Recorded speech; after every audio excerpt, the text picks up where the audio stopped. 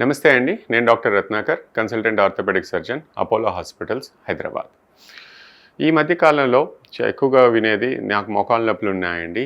ఏ exercise చేస్తే మంచిది? Running చేయాలా? నా డాక్టర్లు చెప్పారు మంచిది కాదు. రన్నింగ్ చేస్తే నేల మీద చేయాలా?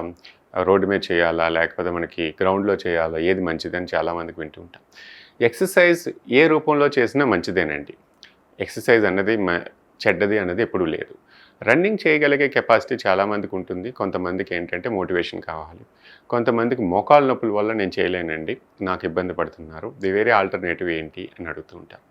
సర్ఫేస్ ఏదైనా ఇప్పుడు వచ్చే షూస్ వల్ల చాలా మంచివే వస్తున్నాయండి. ఎందుకంటే మనకి షాక్ అబ్జర్వర్స్లా ఉంటాయి.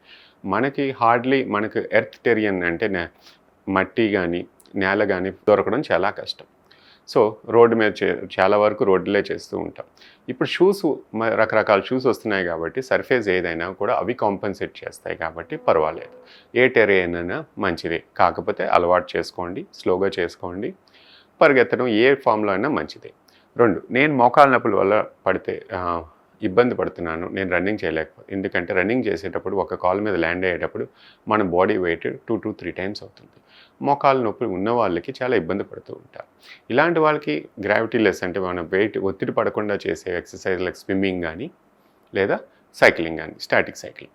ఎందుకంటే మన వెయిట్ అంటే మోకాలు ఎక్సర్సైజ్ అవుతుంది తప్ప వెయిట్ దాని మీద పడి ఒకే కాలు మీద లోడ్ తీసుకునే అవకాశం తక్కువ.